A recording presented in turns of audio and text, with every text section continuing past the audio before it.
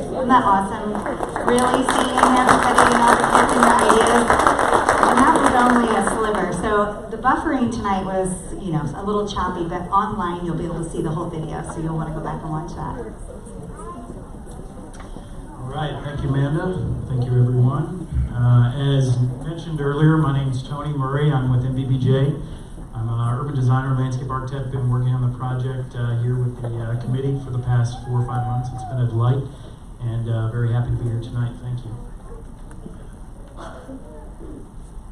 So the mayor mentioned this city is smart, vibrant, and entrepreneurial. I just want to point out that I work with a lot of different cities around the country, around the globe. A lot of cities say these types of things, and this is probably the first time that I think that the city really means it. I've been super impressed by the community here, not just the schools, the leadership, but also the folks who come out for all the events and have been helping us to define what the trail is going to be for the future. This is language that is actually posted up in my office in front of my desk. This was kind of the charge that came from the leadership. And I want you to read these because these are really important to us. Whenever we're drawing, whenever we're designing things for this project, this is our guidepost. This is our North Star. We look to these things to help make decisions about how we're going to move forward with the design. This is a 21-year vision master plan. So what does that mean? We have 21 years to complete this. We are trying to figure out what should go where and why. We're not specifically saying why certain things should go places, but we're trying to be suggestive and provide a vision for what the community could be and how this space could be used as an amenity for fishers for years to come. This is a master plan phase. We are not in the design process yet, and we are actually looking for feedback from all of you. That's why we're here to present all of this, and we want to get more feedback over the next couple months before we finalize the plan. Important note. To date, 1,500 ideas submitted, 30 plus stakeholder meetings. As we saw, over 200 students involved. Really, really active community here, and has really helped us in sort of setting the tone for what the plan is going to be. Yeah, and I think just to add to that, that was one of the most surprising things of I knew fishers, all you in the room were bold, we think big, but really everybody just came out with just really original ideas, and I was blown away by the students. And you guys know in this room that you have come up with ideas that we hadn't even begun to thought of. And so really kind of the catalyst to spur our thinking and to go even that next step of what ifs. And what if we could create a unique experience for our community? What would that look like? So we started with the I Want 4.5 Miles of Blank campaign. And EX2 devised this, and it was a real winner.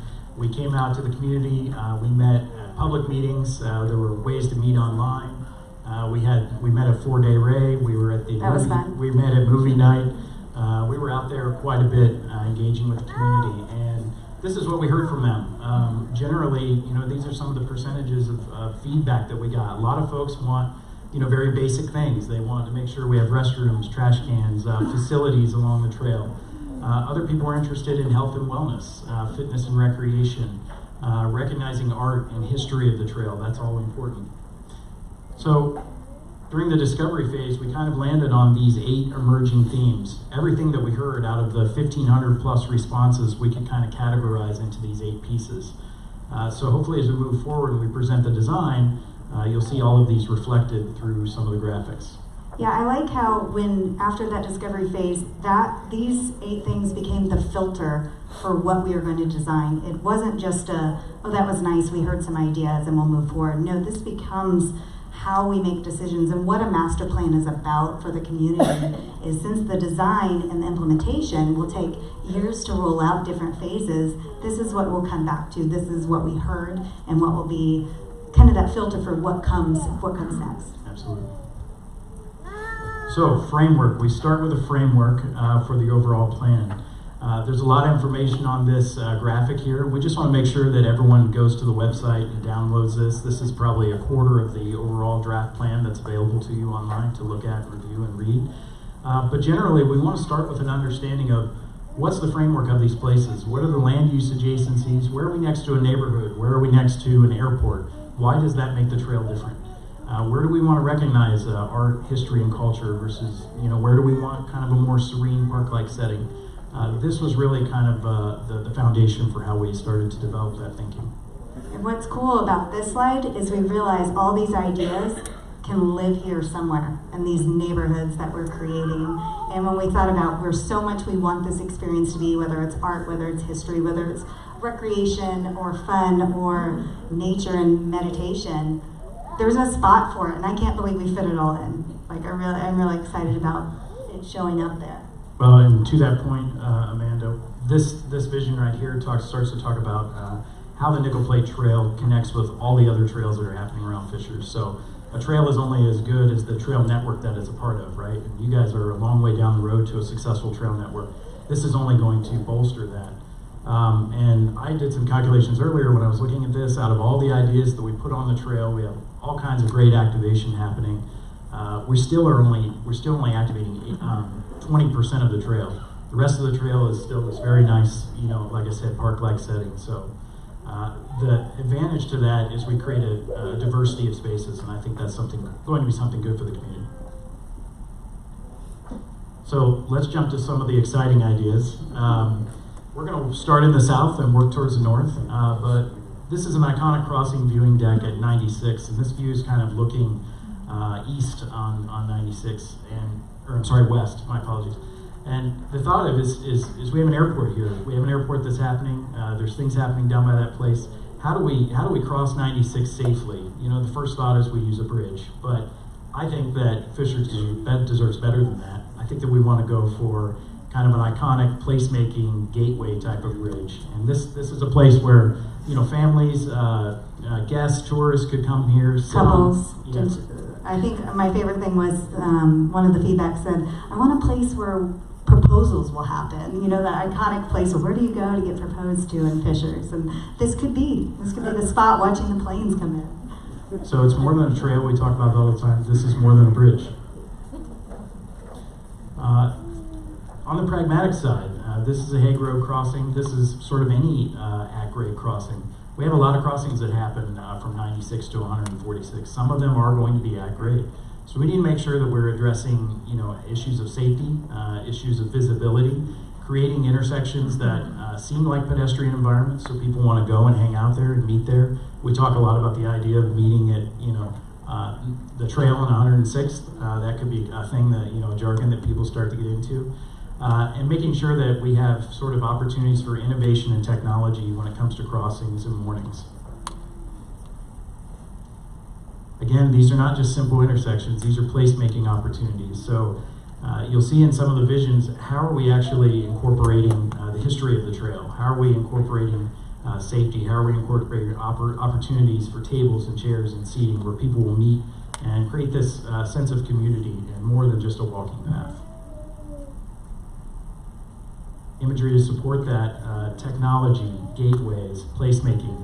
These are the types of environments, these are the types of things that we see happening on the trail. And I think as you look around the country, as we look around the country, we don't see trails like this. We see a lot of straight asphalt paths that go on for miles.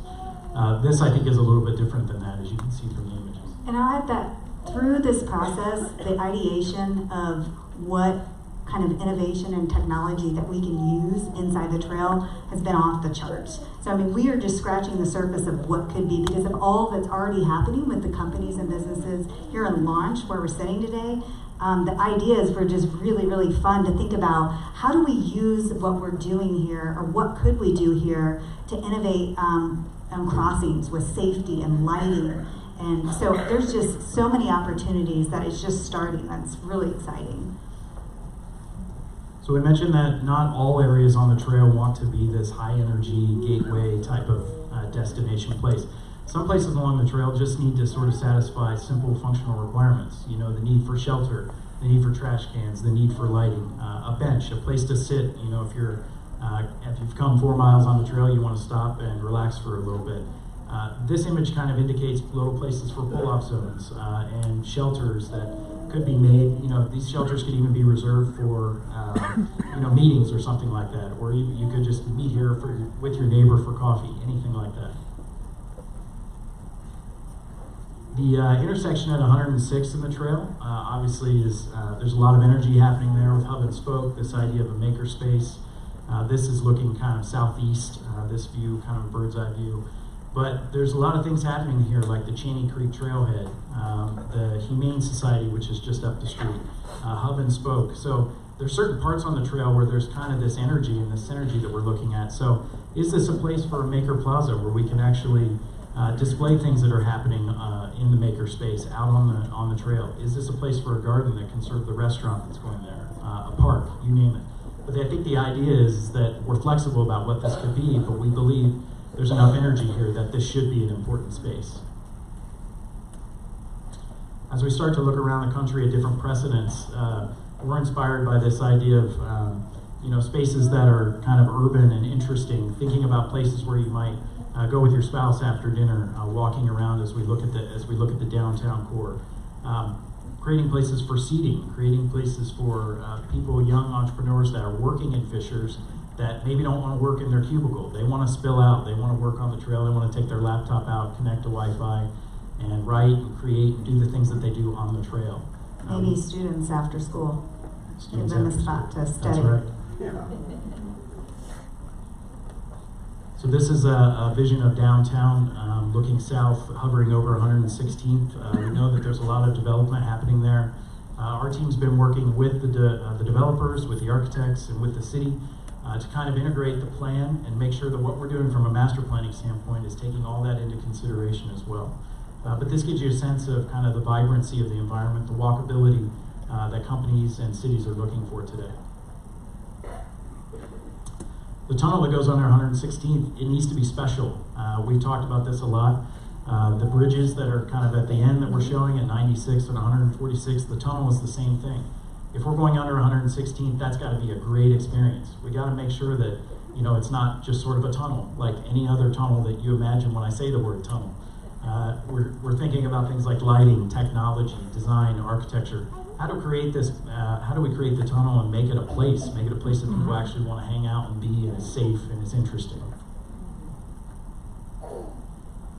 So everybody's familiar with the library. As we're moving north on the trail, we've designed a cultural commons. We've designed places called innovation coves where people could spill out from the library, spill out from different companies, and collaborate in this area.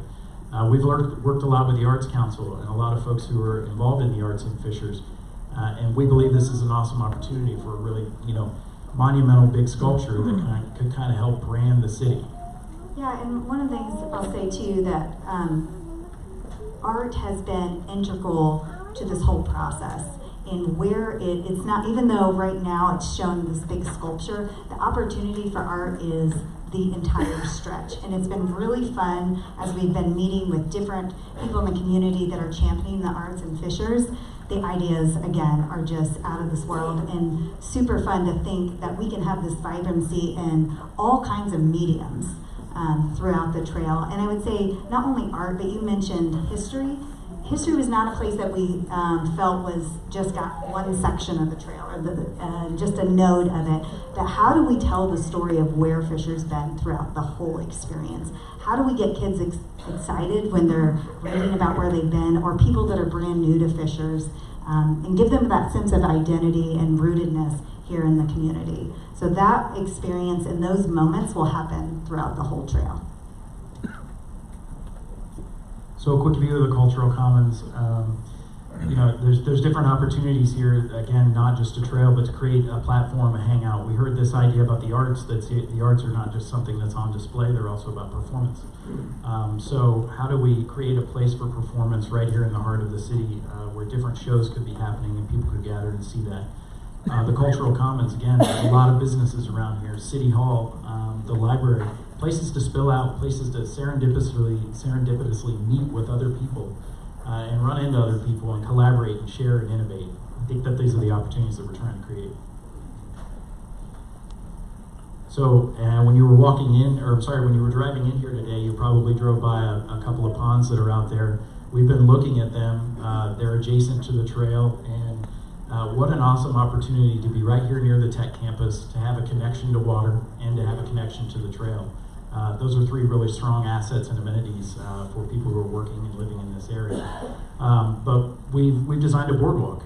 We've designed a boardwalk with outdoor working areas where people who come to launch, people who come here to work, can do the same thing that they do over there outside. They can walk out there. These venues would be heated in the winter. They'd be cooled in the summer. There's a really great opportunity here just to get out and have unique and innovative workplaces that can attract folks to Fishers. And the umbrellas.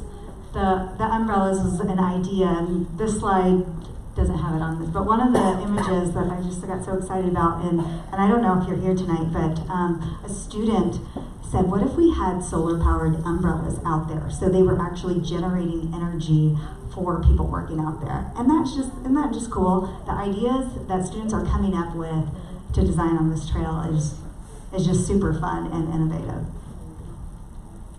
Oh, there, umbrellas. So in the image on the left, again, is it's just, it evokes kind of this idea we talk a lot about, like civic leisure, creating places where people want to hang out around the community. Parks are not what they used to be. We don't design parks the way that we used to. This is the park of today, and that's what we feel should be the park of Fishers in the master plan, environments like this. So this is the intersection right near the Y of the trail and 126. So again, there's a lot that goes into this, but you're kind of looking south down the trail. We have ideas of lighting, we have ideas of branding, placemaking, historical references, wayfinding, landscape. If you drive this today, you're going to see that this is sort of an environment that maybe isn't pedestrian friendly, and that's been brought up a lot to us. The trail crossings need to be safe. And one of the ways you do that is you actually create an environment that looks more like this, looks more like a plaza, more like a pedestrian environment than a 45-mile-an-hour roadway. We've talked a lot tonight about the students. I was super inspired by the students and the work. Some of their work is shown here and in the next slide. We met with Mr. Torres's class and we had some really great presentations. There was one young woman in that class who gave one of the best presentations I've ever seen. She didn't say like or once. I think I'm probably up to 10 or 20 already myself.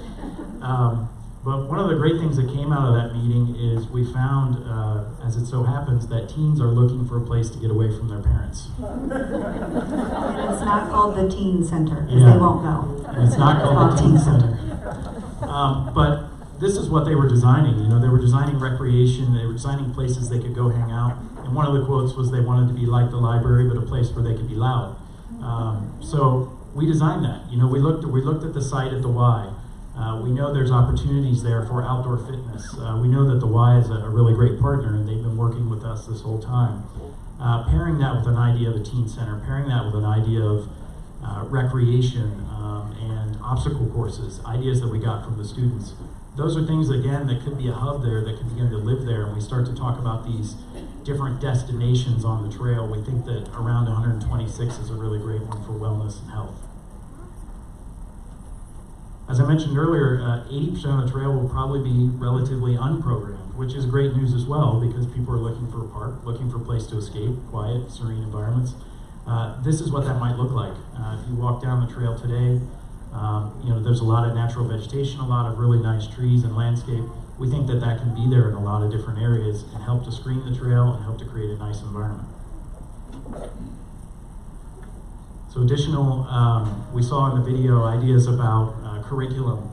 One young lady, she's right here in the third row, she did amazing research about Indiana State curriculum and again blew me away, and designed this whole program for how we teach people and help to meet Indiana curriculum along the trail.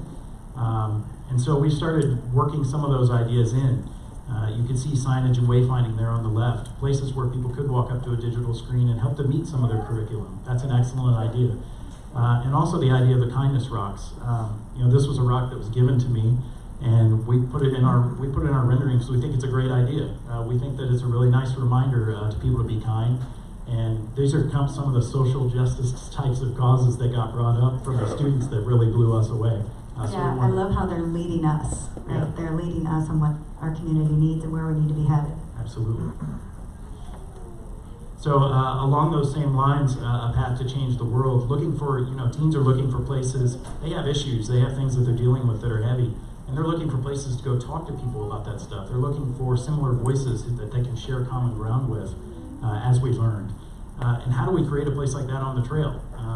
One young woman mentioned that she wanted to have a place for assembly, a place where she could go and voice her concerns and other people could hear them. She mentioned that she wanted to maybe reach out to other students her age from around the world digitally on the trail and be able to kind of connect with them in that way.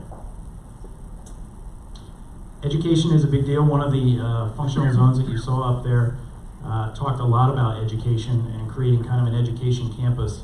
We were inspired by all the work with the schools that we did to create this kind of educational center at the north end of the trail. There could be things like art education there. There could be education around stormwater management, natural environments, learning about species, flora, fauna. Outdoor learning is and learning in the natural environment. There's tons of research around that right now about how that improves cognitive capacity. So we put in a tree house. How do folks go up and how do kids that want a tree house and ask for a tree house go up in a tree house and learn about their kind of local environment? So again, it's been a pleasure to work on this project. We're going to end there, but I just want to say that really this is more than a trail.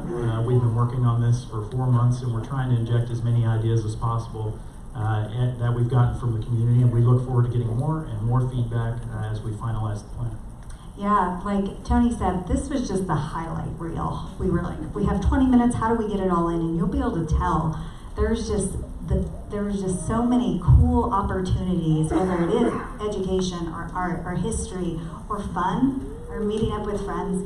I'm just so floored as a resident that this is going to come to our community and just it's going to be so cool. So also, like he was explaining, the master plan, we are just about 60 to 70% the way done, right? We are just in this development. So we want to take a pause and invite the community again to give more input. So how can you do that? Before on the video was up, the website is playfishers.com/track-to-trail, and on it you'll see both a copy of tonight's presentation, the highlight reel. You'll see the draft of the master plan as it is. So for you guys that want to really look at some of those slides and see which neighborhoods and see some of those things, that's a great place to check out. There's also a bunch of FAQs and questions that you might be having. Check that out.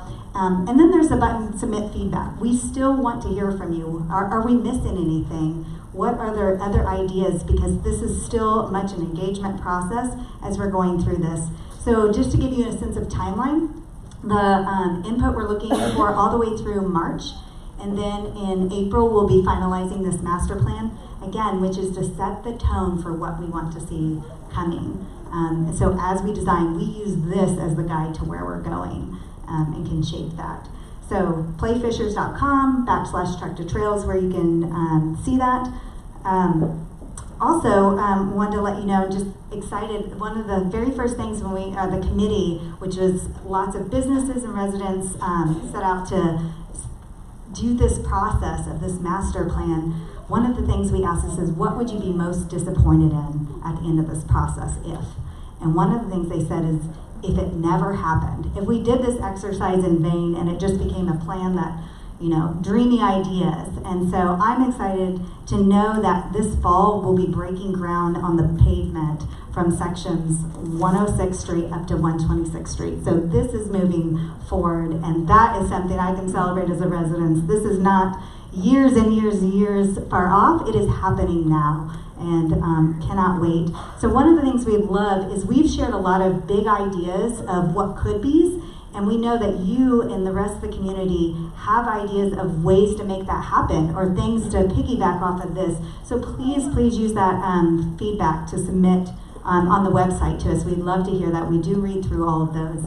And then one last thing, if you'd like to stay up to date on what's coming next and events like this, there is a subscribe and we will send email updates. So please do that. Thanks.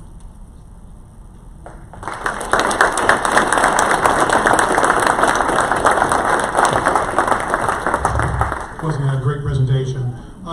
Just while I'm thinking about it, there are a number of committee members that are here this evening that have been a part of it. If you're a committee member on this Nickel Plate Trail, please stand or wave your hand because we want to recognize you. And would you give them a round of applause for all the time and thank you very much.